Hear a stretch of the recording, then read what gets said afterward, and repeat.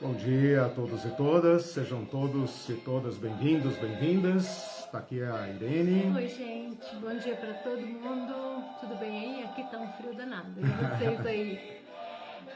Bom, a gente está aqui, como sempre. Olha o som hoje, que bacana. Pelos Caminhos da América, Zé Vicente. Lindo, né? Então, participem.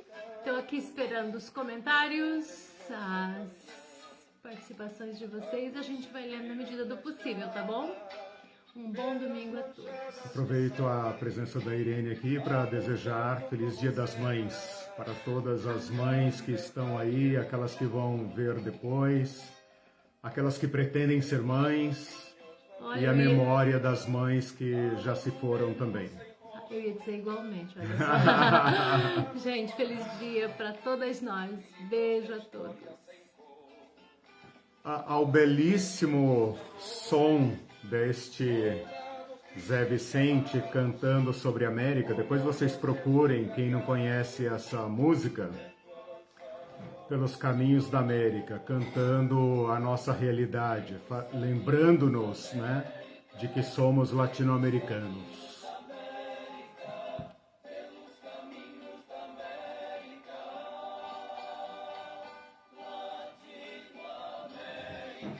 Por que eu estou colocando essa música hoje? E a aula de hoje é uma aula assim, que a gente poderia considerar uma aula crítica, uma aula que vai fazer a transição da segunda sessão que nós estudamos, que foi a história da interpretação do Apocalipse, com o método ou a perspectiva que nós vamos adotar para a próxima sessão. Então eu não sei, depois da aula vocês decidam aí se essa aula pertence à sessão de história da interpretação do Apocalipse ou se ela já está, digamos, como introdução à próxima sessão, que é a sessão de introdução ao livro, né, na qual nós vamos gastar... eles decidem depois, aí me avisam. Podemos fazer uma enquete, né? Enquete que chama, né? A pergunta que nós estamos colocando hoje é a seguinte, né? Vocês que estão acompanhando vão concordar comigo.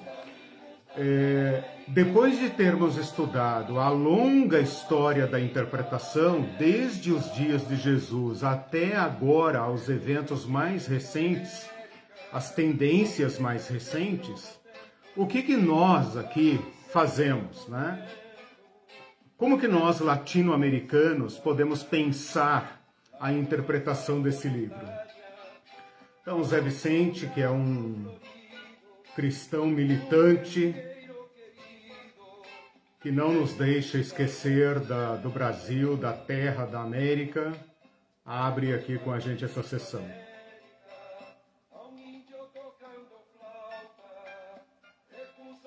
Ele fala das nossas realidades, né? Das tristezas, das mães da Praça de Maio, dos indígenas, dos negros, da esperança. E aquele desejo que nós também, todos nós temos, né? De viver em paz, né? De também construirmos um mundo de paz. Então, como eu estava dizendo, a nossa pergunta hoje é a seguinte, como eu falo às vezes brincando em sala de aula, né? E o queco? E o queco tem com isso, né? Como diria o mineiro. À luz de tudo que nós estudamos até agora, à luz dessa escatologia mais recente que nós estudamos, da reforma, da escatologia como se desenvolveu nos Estados Unidos e como veio a nós via Estados Unidos. E também essa teologia protestante, digamos, mais europeia, que é menos conhecida aqui por nós. Nós que não somos nem norte-americanos, nem europeus, somos latino-americanos, podemos ser descendentes de europeus, de norte-americanos, né? Mas somos uma composição étnica peculiar. Como que nós podemos acessar este livro? Em que chão, a partir de qual chão, se nós escolhemos o chão né, para ser o tema do nosso livro, do nosso curso, que chão é esse a partir do qual nós podemos pensar o Apocalipse e o conjunto escatológico? Vocês devem perceber, eu espero que tenham percebido, e verifiquem se vocês concordam com isso, que na medida em que nós estudamos as diversas nuances escatológicas, elas estavam condicionadas ao seu meio, à sua história, à sua realidade, né? Por que é que a teologia norte-americana segue uma direção? Por que é que a teologia europeia, a teologia do Bultmann, Dietrich Bonhoeffer, por que essas escatologias seguem outras direções?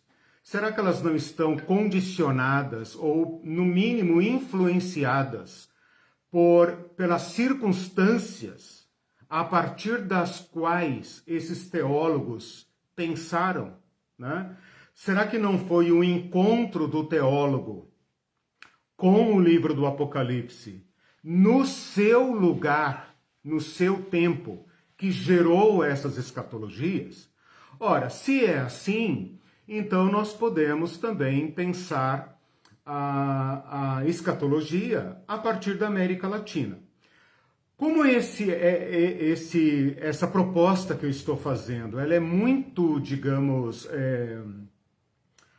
desafiadora, né? Eu não encontrei um material pronto que responda a essa minha pergunta. O que eu estou fazendo então? Eu vou tratar nesta aula e na próxima sobre essa temática. E como eu percebo, estou pensando a partir de mim, a partir do meu chão particular, né, da minha história como brasileiro e como cristão, como eu percebo que a reflexão sobre a teologia latino-americana é muito pobre no nosso meio, então eu me sinto no dever de apresentar hoje essa reflexão sobre a teologia latino-americana. Talvez você já esteja até fazendo aquela cara assim, ai meu Deus, para onde que ele vai hoje, né? Para então, na próxima aula, nós particularizarmos em torno da escatologia latino-americana.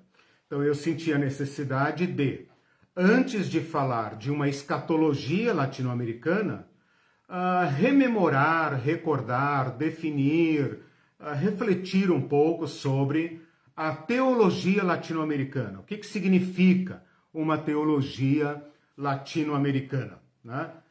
Bom, nós brasileiros, né, mal nos damos conta de que somos latino-americanos, né? Por aí você já percebe a dificuldade que nós temos, né?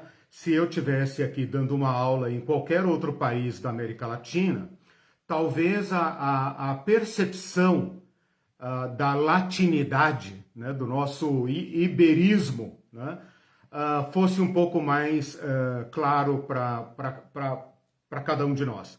Mas como nós somos brasileiros, nós ainda nos sentimos um latino mais estranho ainda, né? Porque nós somos a única nação de fala portuguesa na América Latina e somos um mundo à parte, né? Somos quase que um continente, um país continental.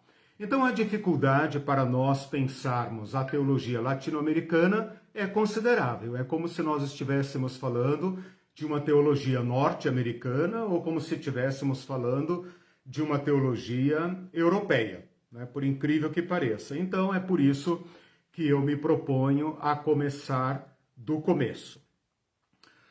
Para falar de uma teologia latino-americana, eu fiz aqui um corte radical. Porque eu só poderia falar de teologia latino-americana a partir da invasão, né? Perceba que eu estou falando invasão e não descoberta, né? E isso já nos indica o que é uma teologia latino-americana. Se eu vou falar de teologia cristã, bom, então eu só posso falar a partir da chegada dos europeus aqui, da invasão dos europeus a esse continente, a esse novo mundo, como se fala na história. E essa teologia trazida pelos católicos, né, espanhóis e portugueses, e depois bem mais tarde por evangélicos, por protestantes, notem que o protestantismo nasce quase que junto com a invasão do Novo Mundo, né? Os europeus chegam aqui a partir de 1492, pelo menos é uma data, assim, um bom ponto de partida, né? A chegada de Colombo na América Central. E o Lutero vai apregoar as teses lá em Wittenberg, na Alemanha, em 1517. Então, praticamente, o protestantismo e a América Latina são gêmeos históricos, né? Mas, como eu estava dizendo, a chegada dos europeus aqui trouxe para nós uma teologia segundo as convicções deles. Então, os católicos vão trazer a teologia oficial da Igreja Católica e vão se manter presos a ela, né? E aqueles primeiros missionários protestantes que vão chegar aqui na América Latina, em qualquer lugar, vão trazer as suas teologias matriciais, né, dos seus países de origem, né? Então, o corte radical a que eu me obrigo a fazer, e vou gastar boa parte da aula explicando isso, é uma teologia que segue o padrão externo, o padrão estrangeiro, né? E as primeiras reflexões de uma teologia genuinamente latino-americana. Então, o corte radical que eu vou fazer é em torno do ano 1950. Né? Essa data pode ser discutida, pode ser que academicamente alguém fale, não, você está errado, muito antes disso e tal. Tá, tudo bem, eu não vou discutir essas minúcias. Mas eu posso defender o meu arbítrio aqui, né? A minha 1950, eu posso defender essa minha postura pelo desenvolvimento que eu vou dar a essa aula. O que eu estou querendo dizer com isso? Que antes de 1950, antes do Concílio Vaticano II, antes de diversas manifestações peculiares desse período, as teologias desenvolvidas ou conhecidas aqui entre nós, na América Latina, seguiam ou a teologia oficial da Igreja Católica, do Vaticano, né? Ou então, no caso protestante, seguiam as teologias das suas igrejas de origem. Então, por exemplo, os missionários anglicanos seguiam o ensino da Igreja Anglicana. Os missionários presbiterianos, mesma coisa. Batistas, mesmas coisas, né? Os pentecostais, quando chegaram aqui no início do século XX, também desenvolveram a escatologia, a teologia, conforme os seus países de origem. A partir de 1950, a partir do pós-guerra, uma série de acontecimentos do mundo, aqui você poderia rememorar um pouco do fundo histórico que eu falei na aula passada e na retrasada, né?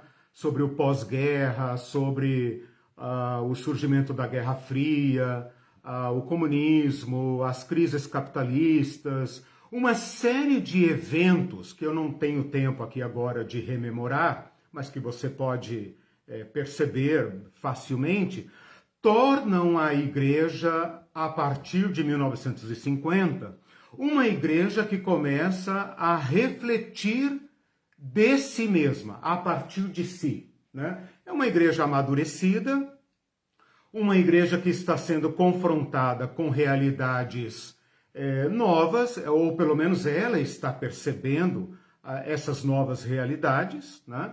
E ela então começa a ter percepção de si mesma. Ela começa a se sentir, por exemplo, no caso dos protestantes evangélicos, começam a surgir as primeiras igrejas nacionais, as primeiras igrejas brasileiras. Muitas, em torno dessa data, né? Muitas igrejas que vieram, por exemplo, dos Estados Unidos, começam a discutir a sua autonomia, a sua independência, né? Com respeito aos católicos, eles estão aqui numa toada, digamos assim, tão radical que não vai lhes deixar saída. E então o Concílio Vaticano II, que é logo no início dos anos 60, abre uma válvula de escape, abre uma oportunidade para a Igreja Católica Latino-Americana que vai ser prontamente agarrada. Então, o Concílio Vaticano II vai ter uma recepção aqui na América Latina muito particular, muito própria, né? Então, eu vou falar assim um pouco dos evangélicos, um pouco dos católicos, mas esse é um outro limite que eu vou estabelecer aqui. Eu vou dar preferência a uma abordagem às igrejas protestantes, tá? Por alguns motivos, né? Primeiro, o desenvolvimento na Igreja Católica é mais conhecido, é muito mais debatido, muito mais conhecido. O desenvolvimento na Igreja evangélica, protestante, não católica, é um pouco mais camuflado, né? Pelo menos essa é a minha percepção. E então é por causa disso que eu vou dar preferência a essa abordagem não católica, né, protestante e tal, embora vocês vão perceber um certo ecumenismo aqui, né? Bom, com isso então eu expliquei o que nós vamos fazer, certo? A partir de 1950, tá? Então vamos lá. Primeira coisa que nós temos que pensar, antes de pensar numa teologia, né, teologia latino-americana ou teologia da América Latina, né? Primeira coisa que nós temos que pensar é não na teologia, mas na Latinoamérica, na América Latina. O que é a América Latina? A América Latina são essas gigantescas porções de terras, né, aqui do Novo Mundo, que foram colonizadas por Portugal e Espanha. Então, início do século XVI, final do século XV, Portugal e Espanha despontam na Europa como potências nas navegações. E eles vão fazer as grandes descobertas, né? Então, abrange um pedaço da América do Norte, a América é dividida em 3 partes, né, geograficamente, América do Norte, América Central e América do Sul, né? A América Latina é uma forma de pensar as Américas que engloba a língua falada. Então, o México está na América do Norte geograficamente, mas em termos de cultura, de origem colonial, pertence à América Latina. Então, do México para baixo, todos os países da América Central, incluindo o Caribe, que é o Golfo do México, as ilhas, Cuba, a República Dominicana, Jamaica, né? Tudo isso é América Latina e toda a América do Sul, né? Que vai aqui da Colômbia, etc., até a Tierra del Fuego, né? Que é o extremo sul do Chile e da Argentina. São cerca de 20 países, né?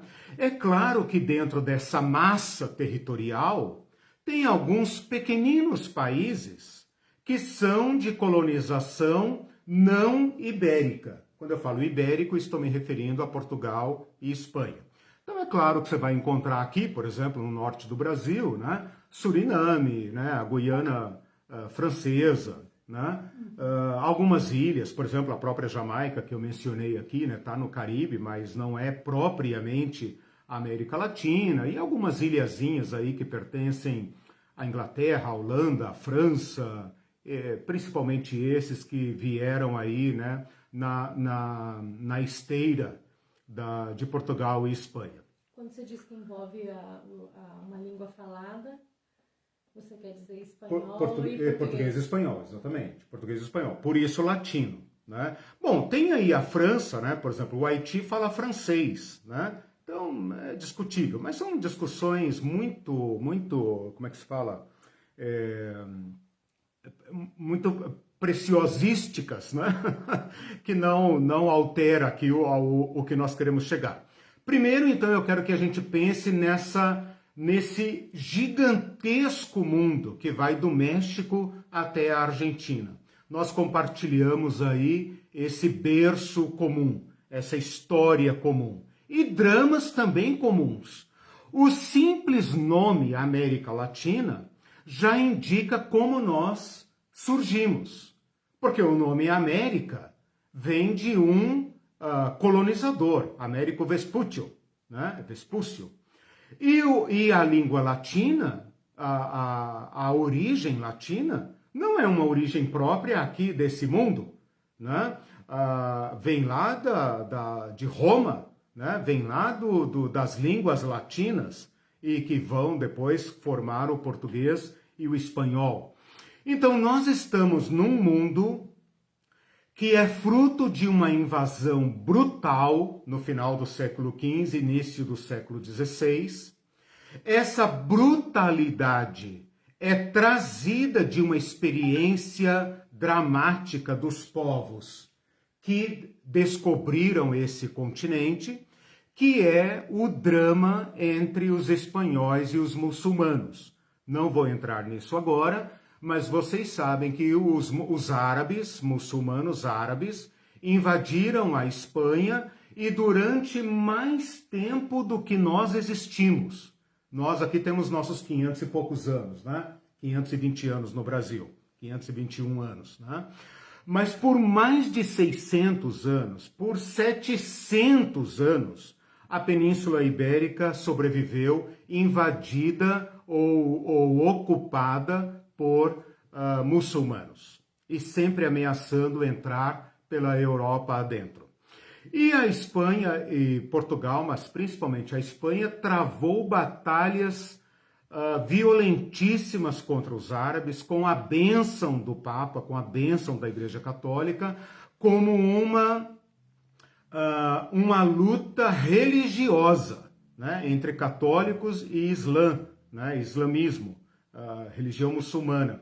E finalmente, no ano de 1492, finalmente os mouros, os árabes, foram expulsos da Península Ibérica. E a Espanha, então, parte para a sua unificação como potência europeia. Neste mesmo ano, 1492, a Espanha chega à América Central. Então existe uma tese aqui de que quem pratica violência ou sofre violência encarna a violência. E esta violência, então, está, digamos, embutida no espírito aventureiro dos espanhóis e também dos portugueses, né?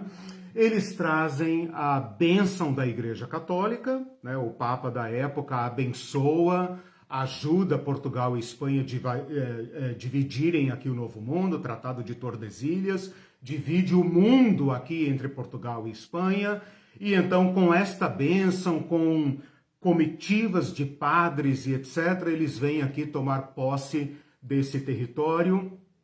Eles chegam aqui dizendo para os índios: essa terra aqui pertence ao nosso Deus. E o representante de Deus na terra, o Papa, está reivindicando a posse dessa terra. Então, ou vocês se submetem, ou então, sinto muito, nós não podemos tolerar infiéis nesse território. Essa é a certidão de nascimento da América Latina. Então, o simples fato de nos chamarmos América e Latina já traz na sua gênese a violência da qual nós nascemos. Essa conquista das Américas é encarada pelos espanhóis e portugueses como um prêmio de Deus, uma recompensa que Deus lhes dá por terem vencido a batalha contra os infiéis na Europa. Então eles se sentem duplamente, triplamente donos disso daqui. E é assim, então, que nós nascemos. Bom, como segue a história das Américas até o século XX? A teologia que veio com essas invasões, né? E aqui não vou nem entrar no mérito, no juízo de valor dessas questões, apenas para pontuar esta marca de nascença. A pergunta, então, que nós temos que fazer, vocês conhecem a história da América Latina, né? Escravidão, genocídio, exploração, né? Depois a fase no século XIX das guerras de independência, independência do Brasil, independência de todos os países latino-americanos, a colonização aqui na América é eliminada, né, é superada em quase todo o continente. Talvez tenha restado aí apenas as Guianas e alguma ilhazinha ou outra e tal. Mas, de um modo geral, nós entramos no século XX com novas repúblicas, né? Até o Brasil, que passa pela experiência imperial, já entra no século XX como república. Este nascimento político vai se assentando aos poucos no início do século XX, né? E uma certa ideia de que agora todos vão se tornar países desenvolvidos, autônomos e soberanos, né? Então, no início do século XX, vem as crises econômicas, as guerras mundiais, e é assim que nós chegamos a 1950. Em 1950, mais ou menos por aí, é quando a América Latina, todos nós nos olhamos no espelho e vemos quem somos. E é neste momento que nós podemos falar de uma teologia latino-americana. É quando nós podemos fazer esse balanceamento, esta autocrítica. É quando a Igreja Católica já está muito bem estabelecida aqui, mas já não é mais religião oficial, né? Ela não gosta desse seu novo status, mas isso é imposto a ela. E ela está lidando com essas questões. Então a Igreja Católica está se reconhecendo como uma igreja latina, né? Uma igreja brasileira. E as igrejas evangélicas também estão tentando achar seu caminho, estão tentando achar seu lugar ao sol, né? Tudo isso nos leva, então, ao ano de 1950. Então é a partir daqui, com essa rapidíssima abordagem da história, é que eu quero falar com vocês sobre o nascimento de uma teologia latino-americana. Eu falei sobre o que é a América Latina. O que seria, então, uma teologia? Uma teologia é pensar Deus, pensar a revelação de Deus. E o melhor lugar para pensar Deus como revelado em Jesus Cristo é a partir do mundo onde eu vivo. Então os latinos aqui começam a pensar o seguinte: olha, a teologia que nós recebemos lá do Vaticano, a teologia que nós recebemos das nossas sedes, das igrejas mães americanas, não respondem mais às nossas questões. Nós não conseguimos mais avançar aqui, né? E nós precisamos pensar. Esse pensar a fé a partir da realidade latino-americana é a gênese de uma teologia latino-americana.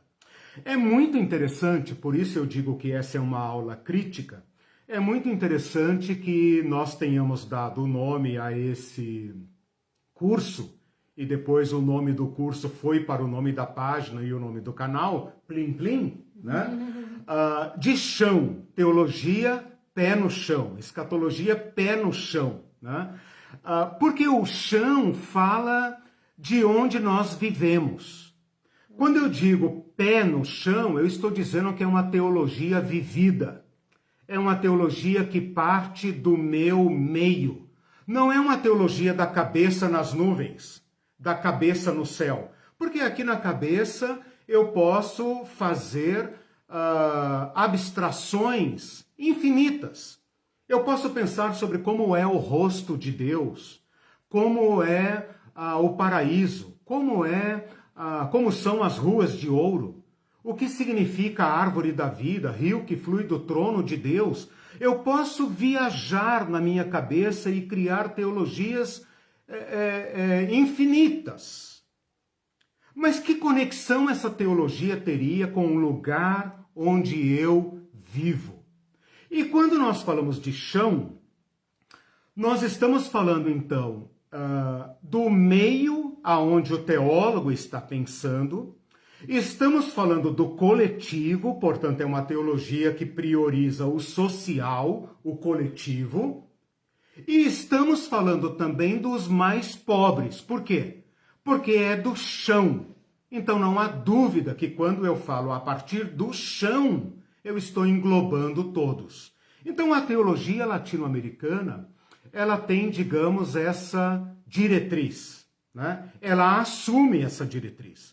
Eu não estou dizendo que os outros teólogos não praticaram isso. Mas, de alguma forma, os teólogos latino-americanos, percebendo que estavam vivendo uma realidade única no mundo, talvez pouco comparável com a Austrália, com alguma ilha do Pacífico, a nossa história era genuína, peculiar, então foi necessário pensar Deus, pensar as Escrituras, pensar a liturgia, pensar tudo isso a partir da América Latina. Quando a gente fala de chão, é também uma palavra para indicar a encarnação. Então a gente poderia dizer assim, o Cristo se fez carne. Ora, mas carne é uma abstração. Carne é uma generalidade, né? Quando a gente fala carne, a gente está dizendo não apenas corpo físico, mas natureza humana. Nós estamos dizendo aqui, então, que Cristo se fez carne na América Latina. Né? Que carne? Ora, Jesus se fez carne, mas não qualquer carne. Ele se fez carne nazarena. Ele se fez carne palestina. E nós aqui temos que mostrar um Cristo encarnado na América Latina. Ou então, nós teremos uma colonização teológica. A gente terá que viver o Cristo norte-americano, o Cristo italiano, o Cristo português, o Cristo francês, alemão. Não, mas nós podemos falar de um Cristo encarnado. E quando nós falamos, então, encarnado, ou eu poderia dizer, Cristo pisou no chão, né? Ao invés de dizer o verbo se fez carne, eu poderia dizer, e Deus pisou a terra dos homens e das mulheres. Ele pisou a Palestina. Ele sujou os pés na Palestina. E ele sujou os pés na Europa. Sujou os pés nos Estados Unidos. Então, também comeu poeira aqui na América Latina, né? Ao falar isso, nós também estamos dando uma diretriz para a teologia latino-americana. Ela se propõe a ser desalienante. O contrário de alienação. Ou seja, qualquer teologia que não parte da realidade do nosso povo, dos nossos povos, é alienante e não encarna Jesus Cristo. E se é alienante, então ela não tem nada a dizer para nós, né? Se eu levo esse Cristo estrangeiro para os povos latino-americanos, para os povos da floresta, para os povos dos Andes, para os povos do deserto, para os povos do interior do país, um Cristo estrangeiro não tem nada a dizer, né? Esse não é o Cristo do Evangelho. O Cristo do Evangelho é aquele que pode se comunicar com cada ser humano da história, ok? Bom, com isso, então, eu estou delimitando o que é uma teologia latino-americana. Não basta ser uma teologia feita na América Latina, porque muita gente produziu teologia aqui. Mas a teologia que ele produziu seguia os moldes de suas matrizes. Então, é claro que a Igreja Católica fez teologia aqui nesses 400 anos em que ela governou o Brasil sem concorrência, né? E é claro que os primeiros protestantes que vieram para cá fundaram escolas, fundaram editoras, publicaram material aqui, claro, jornais, deram aulas, claro, formaram pastores, né? Mas eles produziram uma teologia que seguia a diretriz de suas matrizes. Então, para uma teologia ser latino-americana, não basta que ela tenha sido escrita em português ou espanhol. Não basta que ela tenha sido ensinada nas nossas escolas ou pregada nas nossas igrejas. Isso é teologia importada, feita na América Latina, né? Assim como se fabrica, por exemplo, um computador, um carro, né, de marca estrangeira no Brasil, né? Esse carro não é brasileiro, esse carro apenas está sendo elaborado aqui, mas o know-how é todo estrangeiro, né? Bom, então com isso, e não basta também que seja feito por esse é o outro recorte, né? Não basta que seja feito por uma pessoa, por um teólogo latino-americano. Quantos latino-americanos, brasileiros e argentinos e colombianos e chilenos foram para os Estados Unidos, né? E se tornaram teólogos e produziram material teológico. Mas não basta ser feita por estrangeiros na América Latina e não basta ser feito por latino-americanos que pratiquem uma teologia importada. Então, com isso, eu estou delimitando, né? Bom, tirando, então, o que não é teologia latino-americana e pensando no chão da América Latina, nos óculos, né? Nos filtros culturais da América Latina, eu diria então que essa teologia ela tem que ser submetida a dois critérios. Então eu falei o que a teologia latino-americana não é, e agora eu vou elencar aqui dois critérios. Você pode discutir isso, pode dizer, não é suficiente, né? Ficaria melhor e tal, beleza, escreva ali. Eu vou sugerir dois critérios para provar se uma teologia é latino-americana ou não, ok? Quais são os critérios? Levar em conta o contexto. Já falei isso aqui, é partir do chão. E quando eu digo chão, obviamente, eu estou usando uma expressão, como é que eu vou dizer? Uma expressão conotativa, né? Uma figura de linguagem, sentido figurado, né? Para dizer o chão e toda a nossa história. Então, tem que levar em conta o contexto. E também, deixa-me ver aqui meus critérios, e também tem que oferecer contribuições relevantes para a teologia como um todo. Então, em que a teologia americana, ou os teólogos latino-americanos, inovaram na elaboração teológica, ok? O contexto e uma inovação, uma contribuição genuína que teólogos latino-americanos ofereçam para a teologia, né?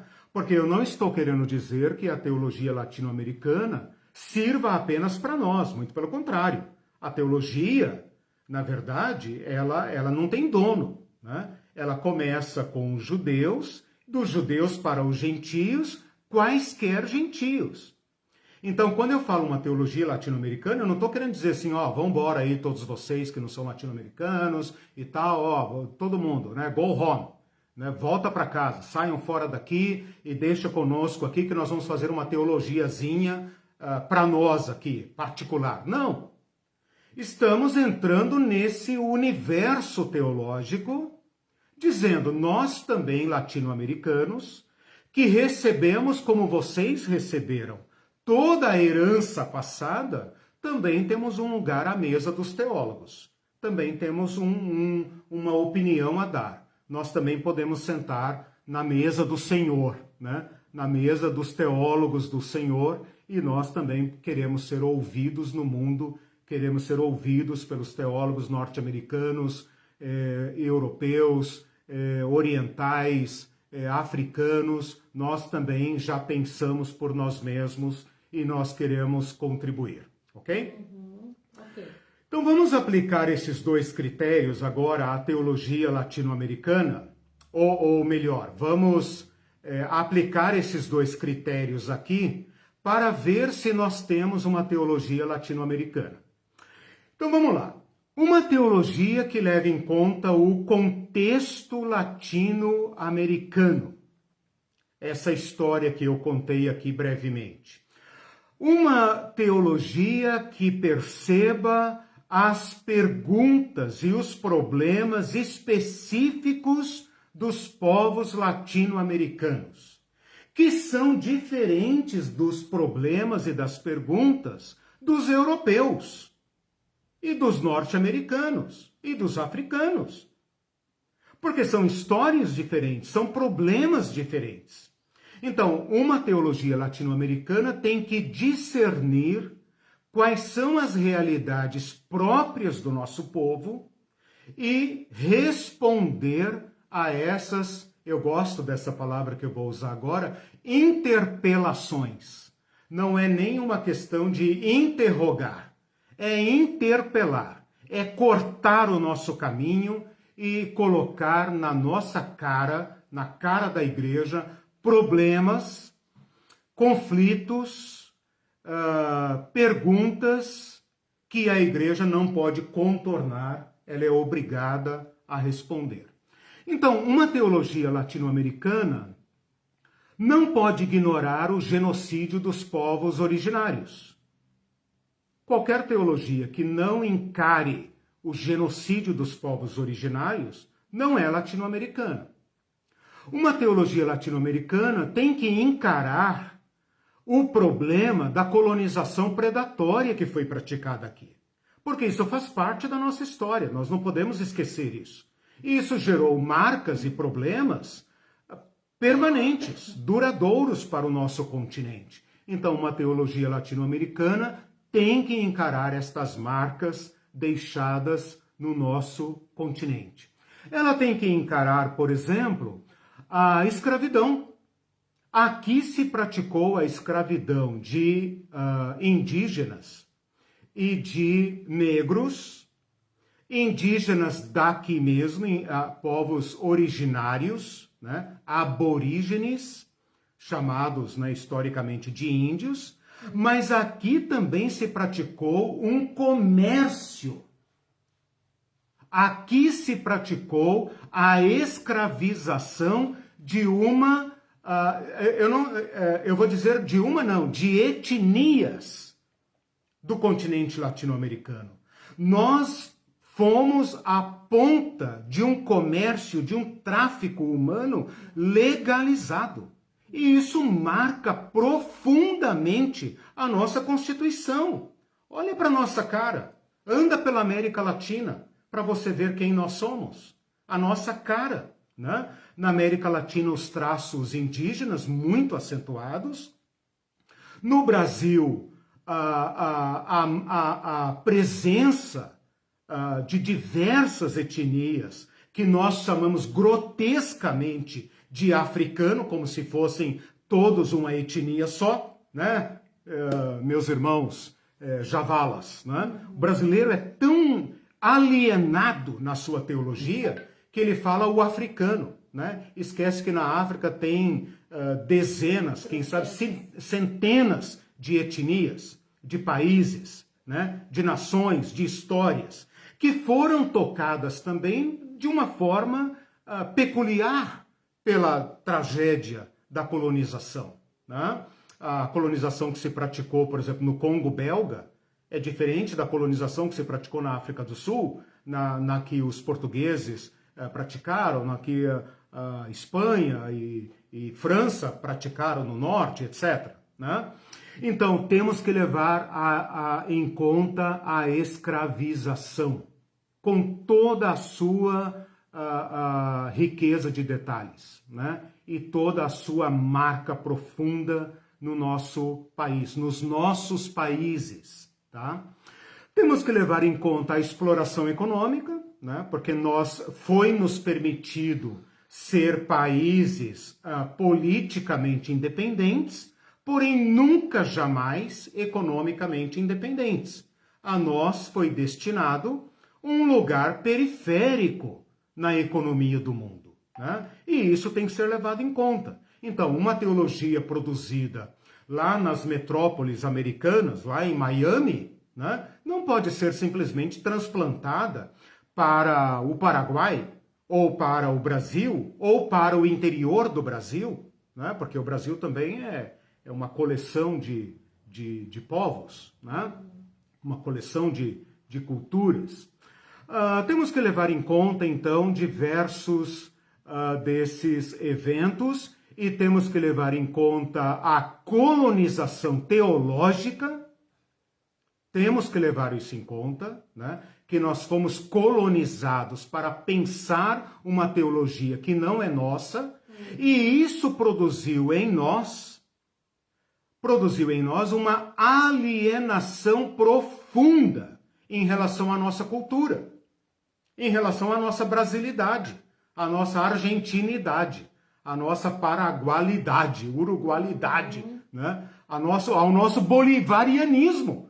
Nós somos induzidos a odiar Bolívar, que é um herói latino-americano, que sonhou uma América independente, né? E seu sonho foi esmagado para que os povos latino-americanos fossem extremamente fragmentados e não pudessem se levantar com força para enfrentar o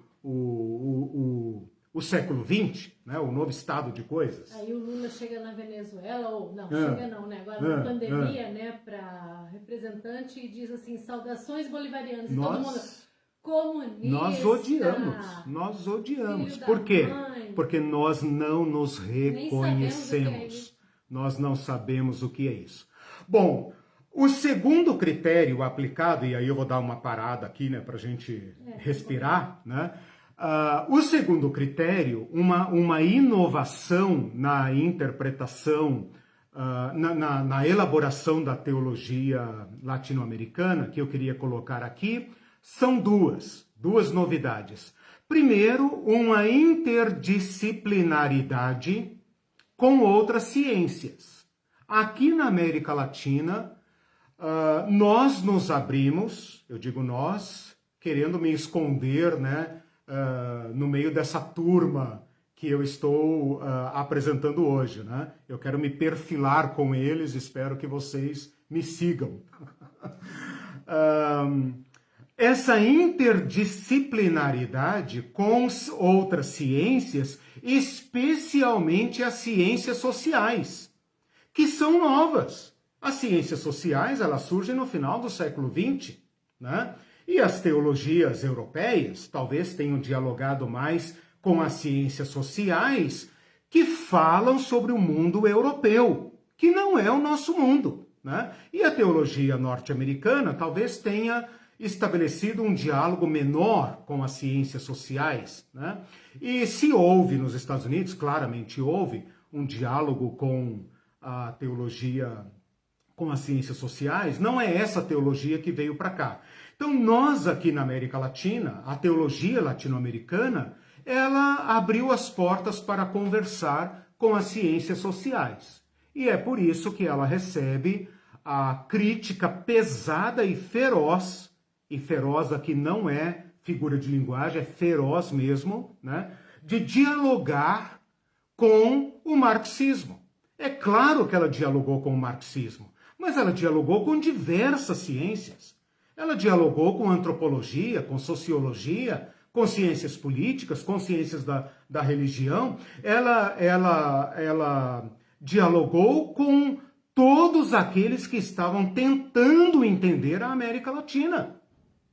Então, Gilberto Freire, Celso Furtado, seja lá quem for, que estivesse nos anos 50 pensando a América Latina, a igreja abriu as portas e falou, opa, vamos conversar, nós também queremos entender o nosso povo e nós queremos contribuir. E uma outra contribuição muito importante, que ocupa na nossa teologia um lugar privilegiado, é a praxis, ou melhor dizendo, de uma forma mais clara, a prática.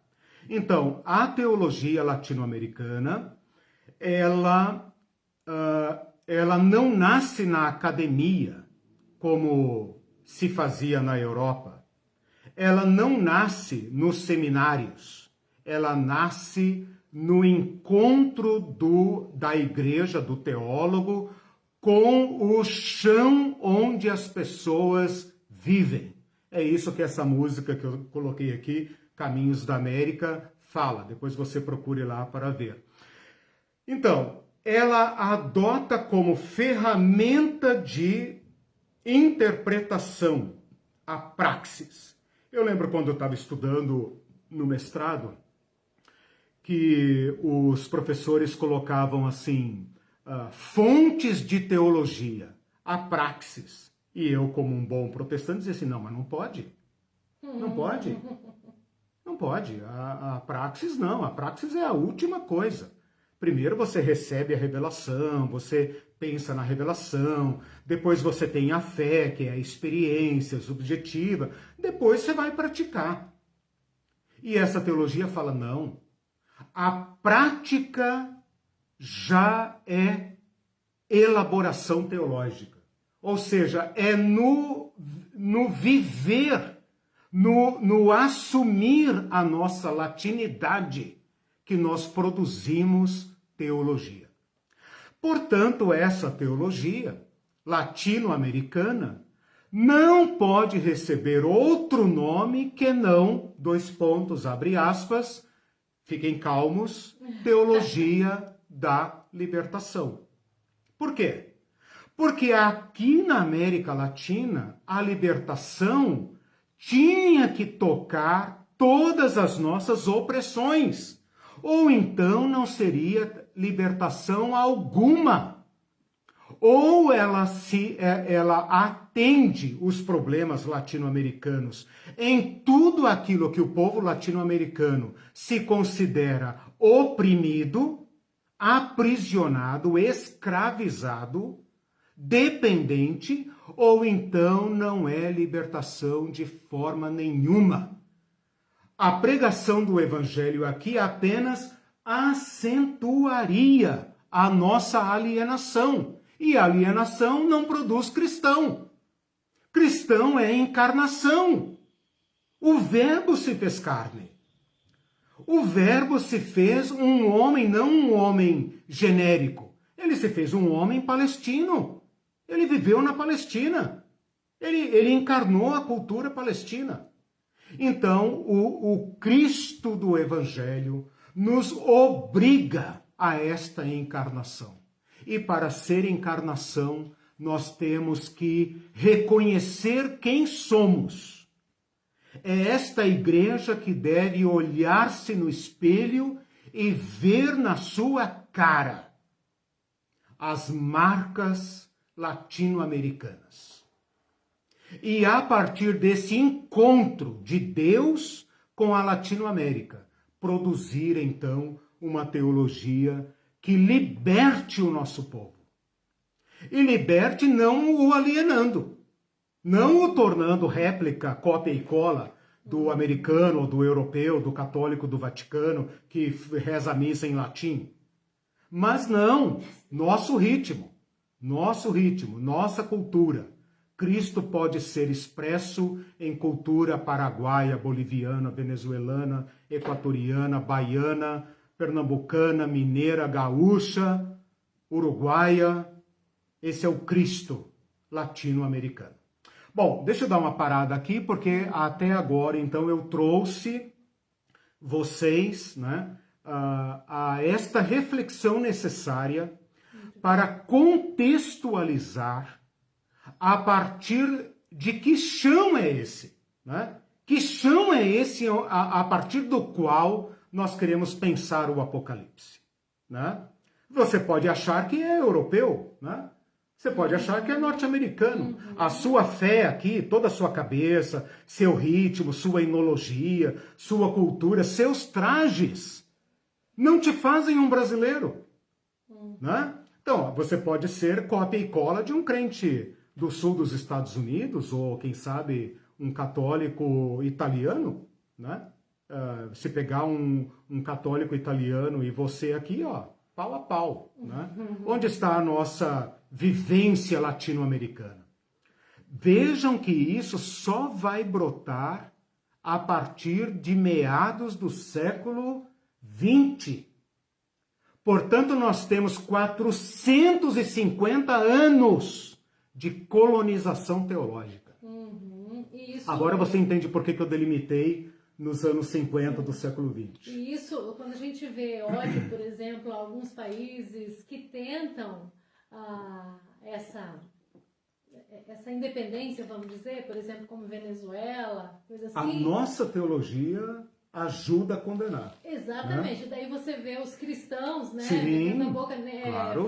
Falou bolivariano, já é... Ai, daí já citam Foro de São Paulo, Exatamente. já mistura tudo. Não sabe quem é Simão Bolívar de jeito nenhum. Veja, você está falando de uma colonização histórica, cultural, beleza. A gente não se reconhece como latino-americano. Né? Não sabemos nada. Nossa história foi nos ensinada para nos alienar. Até o turismo, né, é feito para você querer ir para os Estados Unidos e Europa. Exato. Ninguém quer visitar a América Nós Latina. Brasileiros nem sabemos que somos latino-americanos, né? Eu acho que talvez tenha gente até chocada aqui, né? Não, vocês não, mas... Descobrindo que tipo assim, meu Deus, eu sou latino-americano. O argentino Que é meu horror! irmão. Né? Tudo bem, vamos malhar o argentino lá na seleção brasileira, né, etc. Mas o argentino é meu irmão. O paraguaio é meu irmão, o boliviano é meu irmão. Como é que chama aquele povo indígena lá do sul do Chile, Mapuche? Até hoje dentro do Chile, nós tivemos lá no Chile, tem um povo no sul do Chile que se recusa a ser assimilado. Né? Isso que foi falado aqui no Brasil, não, o índio é um brasileiro, o índio é um cidadão comum, nós queremos emancipá-lo. Pinochet fez a mesma coisa no Chile. Que Mapuche o quê? Nós somos todos chilenos. Acabou com o povo. Então, assim, o massacre em cima de nós é além daquilo que a gente imagina. Você estava dando esses exemplos aí sobre cultura, história, né? Política e tal. Tudo isso é chancelado por uma teologia igualmente importada. Não é apenas a cultura, o telejornalismo, que nos faz sentir alienados do nosso povo. Nossa teologia também. Né? Eu tive a experiência... Por causa da colonização. Sim, óbvio. Por isso que a colonização... Inclusive teológica. Isso, por isso que nós não podemos fazer uma teologia que ignore isso. Porque senão você não está pisando no chão latino-americano.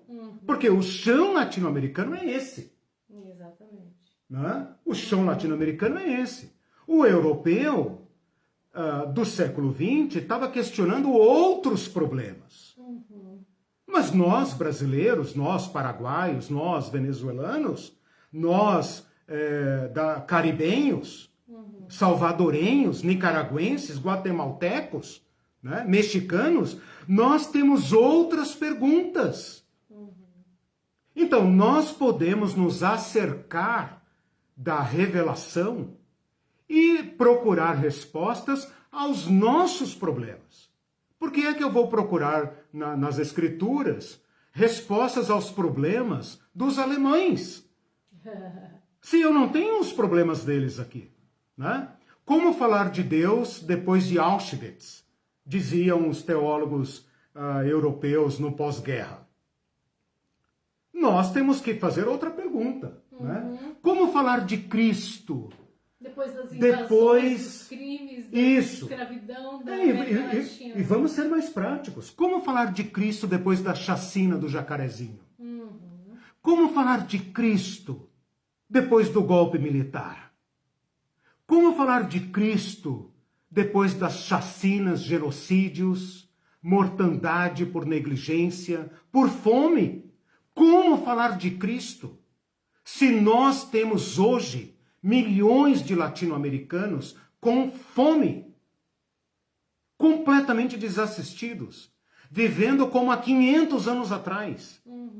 O Brasil não existe, a Argentina não existe, o Chile não existe para grande parte de suas populações. Como falar do cristianismo no México sem enfrentar o narcotráfico? Como falar de Cristo no Rio de Janeiro sem enfrentar o problema miliciano? Então, são perguntas da América Latina. Os europeus não vão responder isso para nós. E ao invés disso, a gente vê cristãos, por exemplo, na época da eleição do Trump, da reeleição, né, da perda, Exato. orando insistentemente, Exato. não aceitando a derrota, orando, Isso, havia até profecias ocupados com o problema de lá, Exatamente. e esquecidos completamente com os problemas aqui. Alienação A Venezuela, nível por hard. exemplo, é vista como uma inimiga, Claro, e não como claro. alguém que faz parte dos Sim, países da América sim. Latina, né? Sim. Entende? Então, assim, a alienação é muito profunda. Muito profunda. É muito profunda em relação a isso que eu estou falando aqui. Muito profunda. O Mindu disse logo no início, primeiras igrejas aqui seriam filiais brasileiras, colocou entre aspas. Exatamente. Metrópole e colônia. É a réplica do modelo, né? Com certeza. A Pode ler mais Marlene, algumas a Marlene participações. disse, eu não sei em que altura, mas acho que foi logo no começo, ela disse, não tão diferentes do Talibã e Estado Islâmico. Ok. Ela se referia à colonização. Talibã, Estado Islâmico. Como reação, né? Sim, não sei se é nesse sentido que você quis dizer, Marlene, como uma reação genuína, né? Mas eu poderia pensar aqui como os árabes, né, que são, na sua grande maioria, adeptos do Islã, como os árabes precisariam conhecer o Cristo árabe, né? Como os árabes, por exemplo, os árabes estão dispostos a ouvir o evangelho da boca dos colonizadores, né? Que esmagaram suas nações e as transformaram em colônias petrolíferas, né? Em fornecedores de petróleo para o Ocidente. Pois Entende? Tem muita coisa aí, né? Só um pouquinho aqui. O Del também fez eu fiz um comentário, ele colocou aqui, ó. Eu coloquei, a América foi conquistada com muita violência, ela foi tida como um prêmio de Deus, que você disse, oferecido aos espanhóis e portugueses por terem vencido os infiéis, os muros. Aí o Mindu disse, nunca nos libertamos dos assassinos templários. Exato, exatamente. Uma religião que nasceu com essa marca, né? Que legitimou a violência, né? Sim. E nós, por omissão ou por ação, né, justificamos a barbárie, né? Por exemplo, tem crentes aprovando a chacina do Jacarezinho? Tem, com certeza tem, né? Então, nós carregamos essa violência, né? E isso precisa ser resolvido, né, na nossa igreja. Não estranha que a igreja não tenha pudor, né, de apoiar, por exemplo, os sangrentos golpes da ditadura. Ela sempre esteve a favor dos golpes militares que foram praticados aqui. Aliás, eu pulei essa parte, deixe-me falar aqui, quando eu falei de contexto, eu pulei aqui a questão da violência, né? A América Latina nasce de um ato violento e a violência aqui é nossa irmã. É nossa irmã. Nós não purgamos ainda a nossa gênese violenta. E junto com violência, eu quero incluir aqui uma nota para a nossa reflexão, tá? Eu voltei ali no contexto para incluir a violência, porque eu tinha colocado num item apartado para destacar e acabei pulando. A violência que chega junto com a invasão, tá? Invasão é o nome correto do que aconteceu aqui, não é descoberta, é invasão e conquista, né? Que produziu genocídio, né? Isso já está muito claro, genocídio dos povos, né? Se nós brasileiros hoje não temos traços indígenas, ou se nós não falamos Guarani, e se todos nós falamos português de alto a baixo, esse foi um ato violento, né? Nós somos frutos de uma violência imperial. Mas o que eu queria destacar aqui dentro da violência ainda é o martírio. A América Latina conhece seus próprios mártires, ou seja, todos aqueles que se levantaram para questionar, para se opor a esse estado de coisas, não raramente foram martirizados. E aqui eu queria dar uma estocada em nós, cristãos protestantes. A Igreja Católica tem mais mártires do que os protestantes na América Latina. Isso não que nós tenhamos que disputar quem tem mais mártires, não é isso. Mas a Igreja Católica na América Latina tem mais mártires do que os protestantes. Né? É claro que houve martírio aqui de protestantes, né? Mas há martírio de católicos. Né?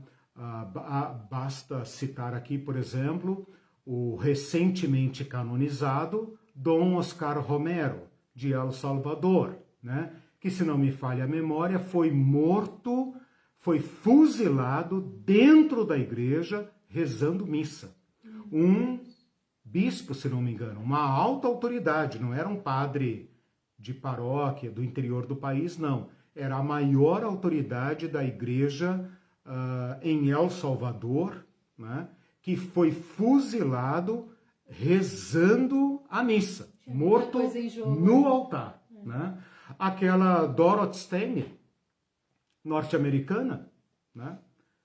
Fuzilada aqui no Pará, por pisar no chão daqueles sem terra. Como vou pregar o evangelho para pessoas que são vítimas da violência, porque aqui o poder econômico os transforma em escravos?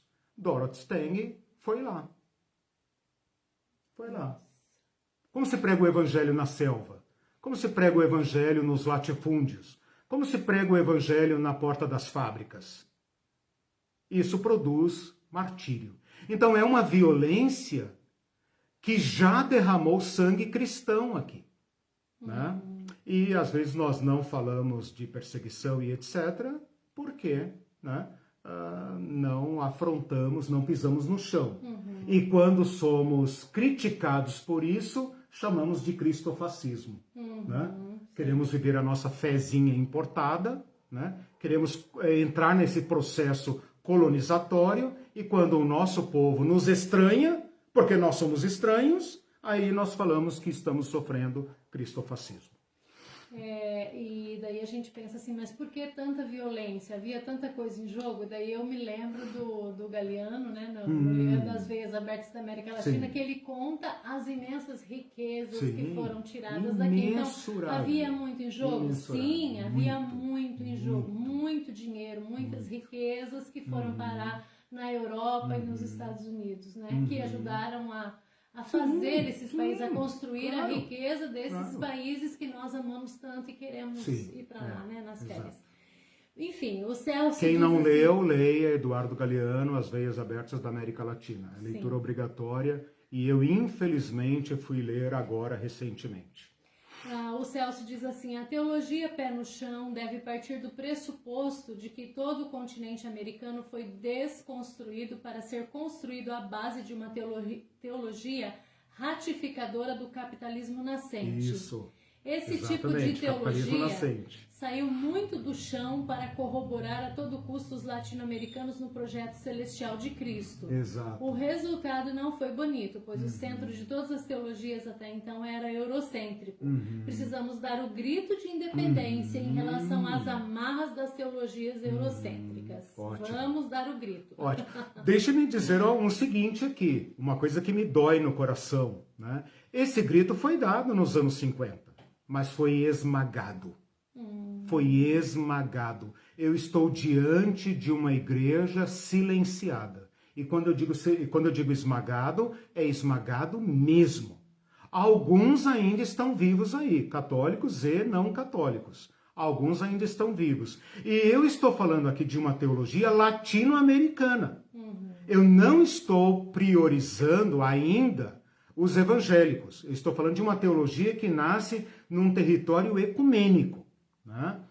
E ela foi esmagada. Então, todos aqueles que proclamaram o grito de independência nos anos 50, 60, 70, e aí não preciso dizer mais nada, né? os anos das ditaduras militares aqui da parte sul, pelo menos, né? Foram esmagados. Né? Todos eles poderiam dizer como Paulo, carrego no meu corpo as marcas de Cristo.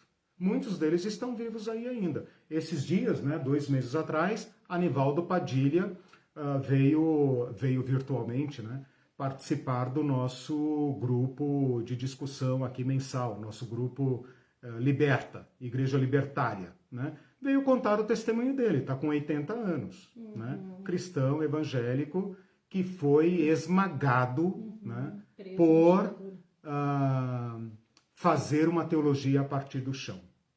O Alexandre Klein fez um comentário lindo aqui, diz que maravilha de aula, Eliseu, de me fazer emocionar. Precisamos voltar definitivamente para a teologia latino-americana e assumir o nosso discurso de que Deus pisou o nosso chão, sofreu as nossas dores e chorou o genocídio dos nossos nativos. Amém. Porque senão seremos cúmplices dessa teologia que legitimou essa desgraça toda. Exatamente. Muito obrigado, meu irmão.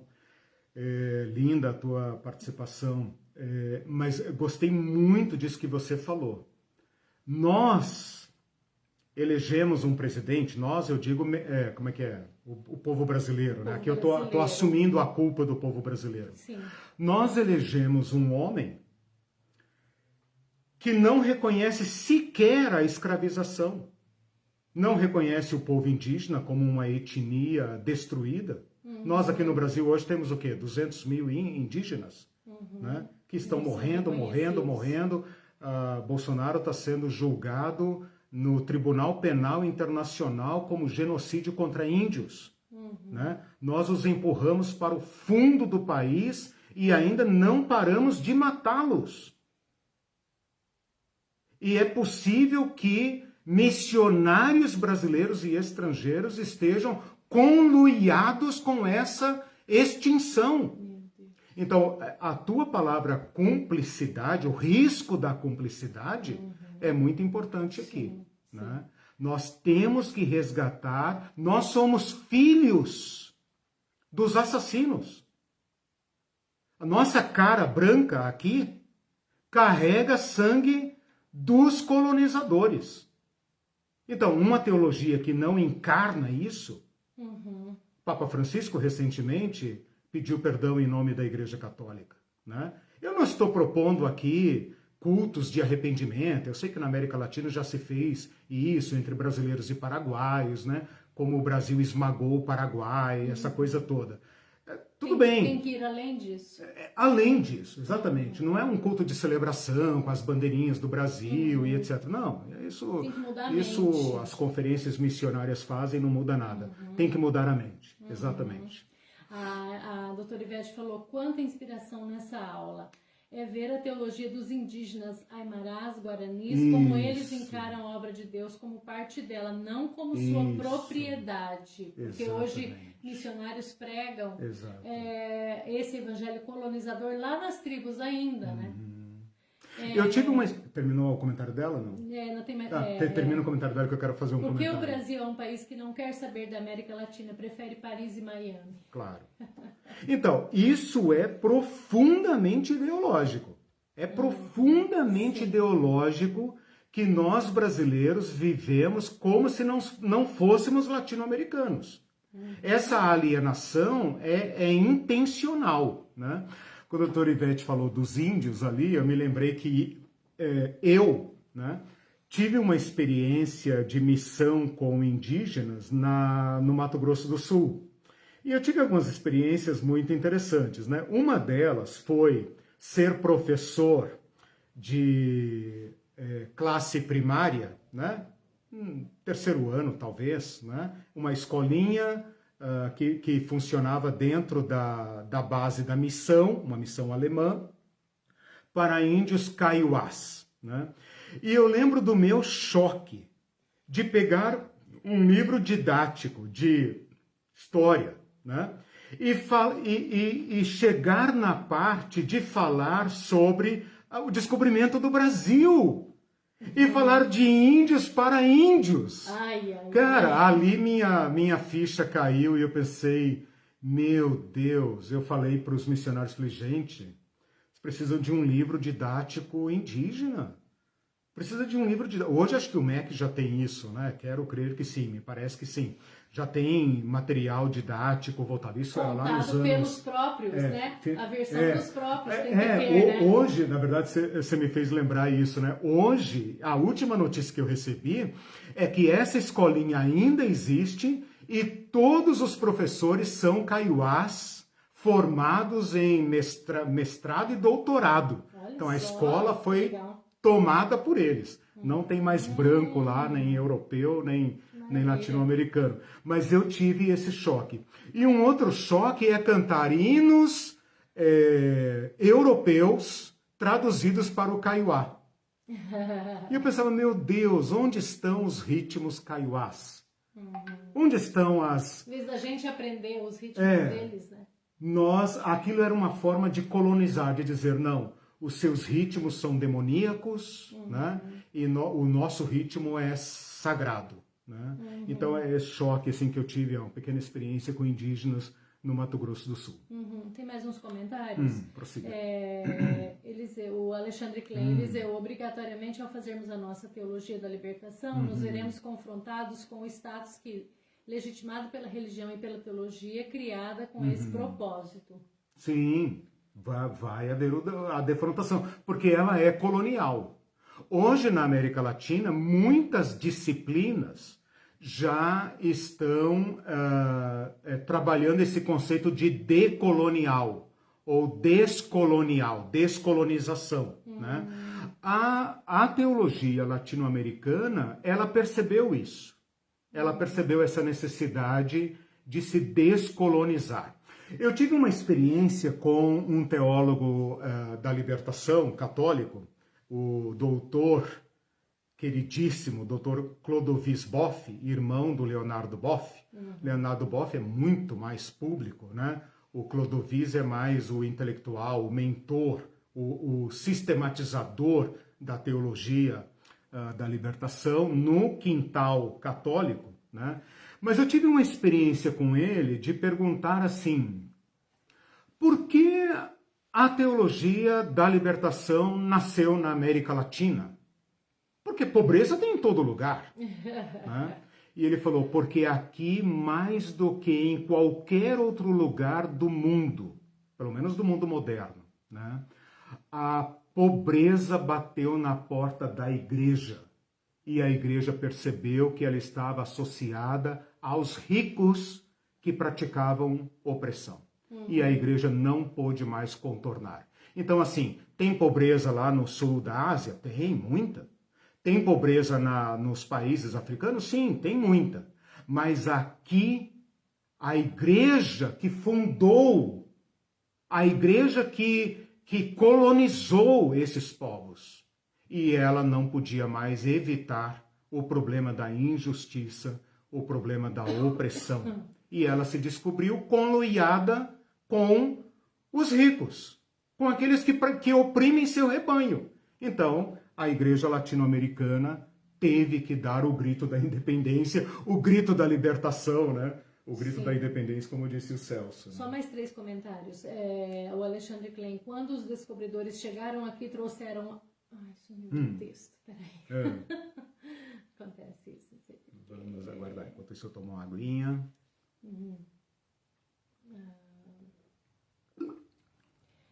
Ok, achei. Quando os descobridores chegaram aqui, trouxeram a cruz e a escravidão. Hoje, a teologia legitima o fosso que nos separa e justifica... Exato. Que se eu sou rico é graças a Deus, se você é pobre é porque é da vontade de Deus. Deixe-me fazer um comentário aí que é o seguinte, né? Quando o Celso falou do grito da independência, eu falei, esse grito da independência já foi dado. Nossa igreja, eu vou falar pela igreja brasileira, vou falar a partir do meu chão brasileiro, né? Eu não sei como os nossos... Fala, né? Um pouco disso. Agora falando especificamente como brasileiro, para não generalizar, né, um modo de ser brasileiro. Mas, o que eu ia falar?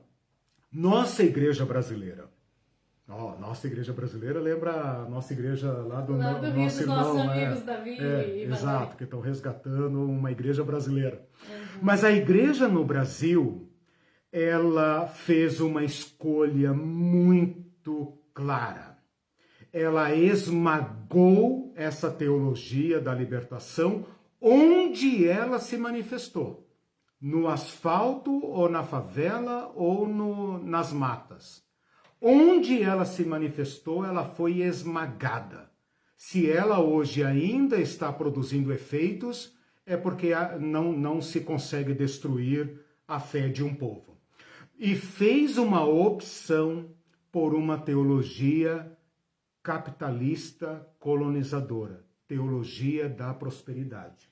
Eu ia perguntar Então, do interesse em destruir essa teologia, você já respondeu. a teologia da libertação explode como uma força descomunal, faz a igreja latino-americana se autorreconhecer, né?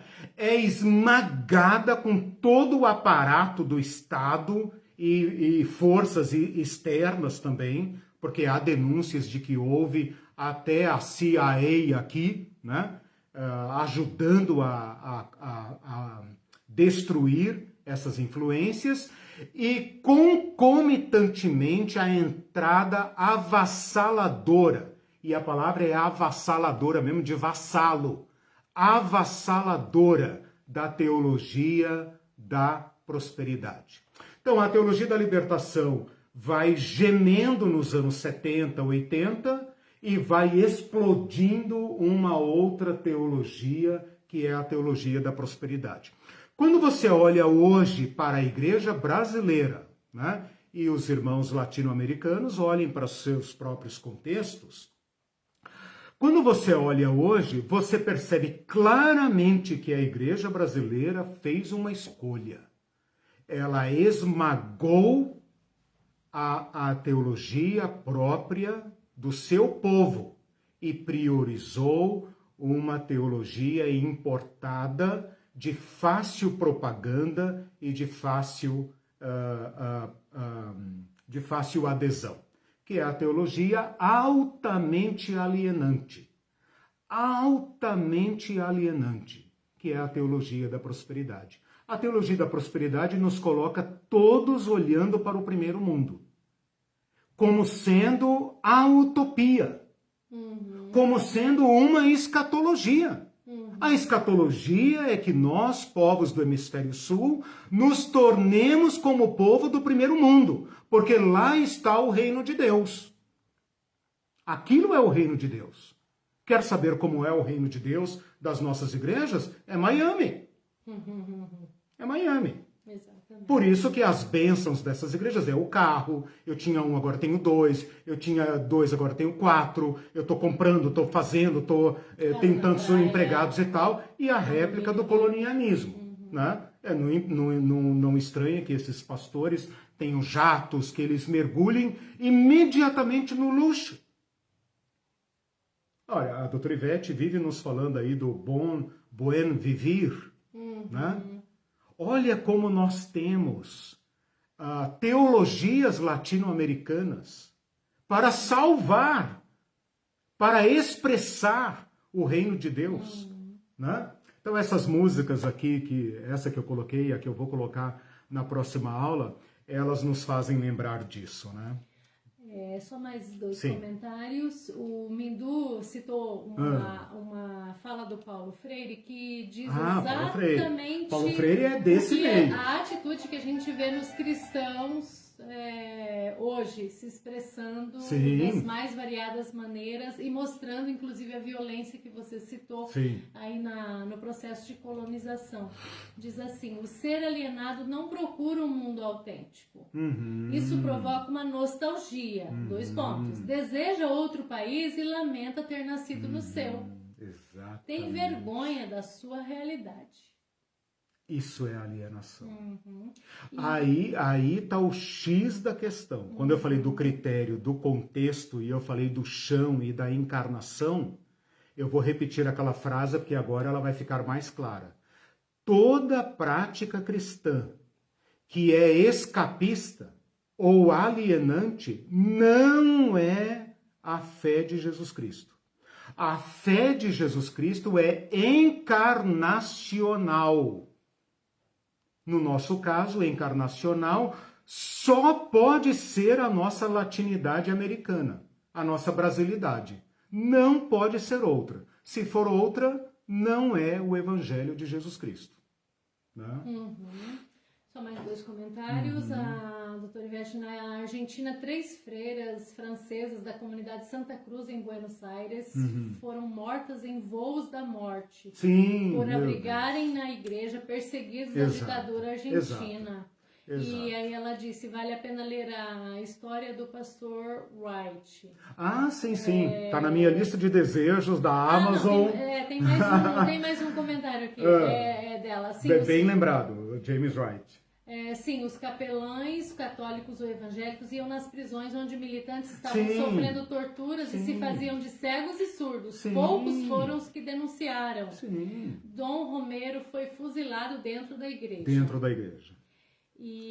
Foi canonizado pelo Papa Francisco para ver se desperta nos latino-americanos essa auto-identificação, né? Porque se nós aqui da América Latina, né, um gigante como o Brasil, sofre na mão das potências do norte, você imagina os nossos irmãozinhos ali da América Central, né? El Salvador, Nicarágua, Honduras, né, que a gente mal ouve falar, né? República Dominicana, Cuba, né? Último comentário. O Adão perfeito, Cristo, representa a multifacetada imagem dos homens. Sim. Cristo pode ser o pão da vida para nós, mas a mandioca da vida para um indígena. Um pedaço de carne para uma etnia africana. O simbolismo de Cristo não cabe numa teologia eurocêntrica. Na cruz cabem teologias de todas as terras em que possamos viver. Quem escreveu? O Celso. Nossa, eu não falei o nome, né? Você falou no ouvido. Lindo, Celso, maravilhoso. E eu queria dizer o seguinte, hoje a aula está maravilhosa, realmente tá divina. Um presente pro Dia das Mães. Nós temos poucos, hoje temos menos ouvintes por causa talvez do Dia das Mães e até de acordar tarde, o café do Dia das Mães e o almoço, né? Já que não dá muito para sair, então tem que fazer o almoço. É verdade, não pode aglomerar. Aí eu queria pedir pro pessoal curtir o vídeo e compartilhar, porque acho que a nossa compartilhadora maior nem está hoje, que é mãe também. Sim. Então, gente, curtam e compartilhem. Compartilhem para os seus amigos, para que essa convocação, esse grito de independência, como disse o Celso, né? E essa chamada, né, dos nossos irmãos. Não sabe dessas informações. A maioria de nós não sabe que foi uma invasão e nem sabe que nós somos. Isso é alienação. Isso é alienação e nós vamos ter que superar isso. E se a teologia nos servir para romper essa alienação, muito bem.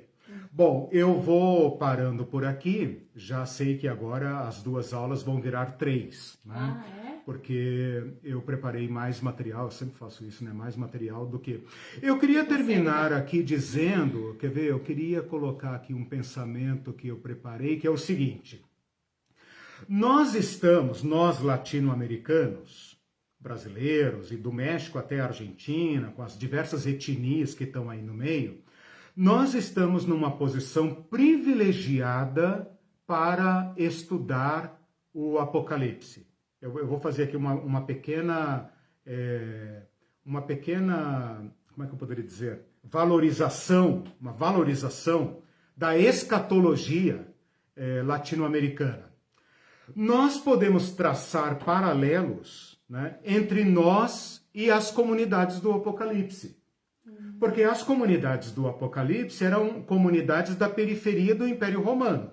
Elas serviam apenas para produzir bens para Roma, né? Elas não importavam para o Império Romano. E os cristãos daquelas igrejas eram cidadãos de segunda classe, porque ao recusar a adoração ao imperador, eles se colocavam como excluídos da sociedade. Então, eu acho que nós latino-americanos, do México à Terra del Fuego, mas todos os latinos que estão lá nos Estados Unidos, né, como vítimas da exploração econômica do nosso mundo, né, podemos ver no Apocalipse uma certa identificação privilegiada, que talvez os irmãos dos países do centro, né, do norte, do Japão, dos Estados Unidos, da parte rica, né, não compreendam. Então, quem sabe aqui nós podemos dar uma coloração latino-americana ao nosso estudo do Apocalipse. Bom, essas teologias, então, eu vou falar assim no plural, elas vão receber o nome de teologias da libertação, né? Ela recebe um nome posterior, na próxima aula eu falo sobre isso, também de teologia da missão integral. Mas eu queria deixar muito claro aqui para vocês o seguinte: a teologia da libertação não é propriedade católica. Para todos nós, parece que a teologia da libertação é Frei Leonardo Boff, né? Não é. A teologia da libertação nasce num ambiente ecumênico, de modo que se possa disputar quem foi o primeiro a elaborar a teologia da libertação. Então, ela nasce em ambiente protestante, evangélico e católico, prossegue seu caminho, de certa forma, comum, mas vai criando suas nuances particulares e, posteriormente, o ramo protestante, evangélico-protestante, vai assumir o nome de teologia da missão integral, né? Por causa de certas divergências teológicas com a teologia da libertação dos católicos e por causa daquelas questões do comunismo, dos golpes militares e tal. Então os evangélicos preferem se desligar, né, pelo menos assim publicamente, da teologia da libertação e seguir uma teologia mais evangelical, né? Mas na próxima aula eu falo sobre isso. Beleza? Você tem que falar da aula do pequeno curso que a gente está fazendo em teologia. Nós estamos dando, deixa eu colocar uma outra musiquinha de fundo aqui do Zé Vicente, que é o Baião das Comunidades. Nós estamos dando um curso, um mini curso nas sextas-feiras, chamado Teologia do Domínio. Já dei 2 aulas, pretendo dar mais 2. Então, sexta-feira agora, que eu não sei que dia vai cair, e hoje é dia 9, não sei, vai cair dia 15, eu acho, né? E mais uma para falar sobre a teologia do domínio aqui na América Latina, na nossa situação. Na América Latina não, no Brasil, né, especificamente. Se inscrevam lá no nosso canal, Teologia Pé no Chão. Agora Pé no Chão tem assim um sabor mais, né, de poeira latino-americana, né? Legal. Então, da roça, dos nossos ritmos aqui, ó, o Zé Vicente cantando Baião, né? Então seria isso. Eu pretendo na próxima aula mostrar como essa teologia se desenvolveu e como ela foi esmagada, né? Então vou entrar aí um pouco nessa história. Para então na terceira aula nós falarmos de uma escatologia, ou seja, essa teologia latino-americana tão preocupada com o chão, com o confronto com a pobreza, com a injustiça, produziu uma escatologia? Opa, que perigo, né? Essa foi a pergunta que eu me fiz. Esse povo tão pé no chão, teologia da enxada, como fala o José Comblan, né? Por isso que eu falo de teologias da libertação, porque tem várias aí no meio. Teologia negra, teologia feminista, todas essas libertações, né? Teologia política, teologia da revolução, né? Todas essas teologias que floresceram nesse período, será que elas tiveram uma intuição teológica, escatológica? Ou seja, existe uma escatologia de libertação que escape da armadilha do escapismo, de ir para o céu celestial, né?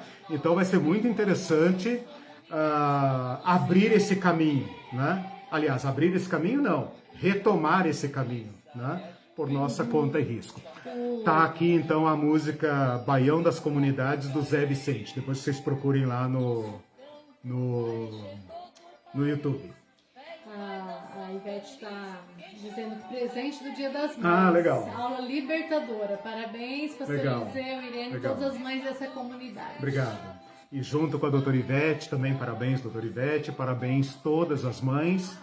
Que Deus lhes dê alegrias, né? Eu sei que todas as mães e pais e todo mundo está com medo por seus filhos, medo por si mesmas, medo dos seus pais idosos e essa vacina que não chega. Que o Senhor nos dê libertação, né? Libertação nessa área também, né? Libertação dessa necropolítica que afronta o reino dos céus, né? Como disse o João Dias de Araújo, né? Clama aos céus, violenta os céus, né? O sangue que está sendo derramado por negligência e por agressão do próprio governo, que deveria nos proteger, né? Então que Deus tenha misericórdia. E também aproveito aqui para o som do baião, né? Não é bem uma música de Belém, né? Para dar os parabéns e um abraço caloroso e caloroso, né? Na nossa amiguinha Edilamar, que hoje, além de ser mamãe, né? Está fazendo aniversário. Parabéns, né? Pra então, ela. aí, Edilamar, dedico uma música para você, ó. Baião das Comunidades, Zé Vicente. Muito tacacá, muito como é que chama lá os... Tucupi, tacacá, cupuaçu, aquelas coisas gostosas lá de Belém. Muito cheiro. Parabéns, Edilmar. Tchau, gente. Deus abençoe gente, vocês. Bom domingo. Deus abençoe.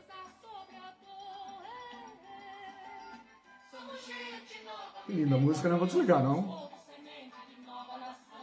Linda mesmo. Linda música. Podemos louvar a Deus assim, né? Podemos louvar a Deus nesse ritmo? Daí né? a gente pode dançar e fica bem. Podemos ter uma liturgia brasileira, caipira, nordestina, baiana, mineira. Olha que lindo isso. Faz o corpo balançar, não é de Deus. Tchau, gente. Tchau, gente. Beijo.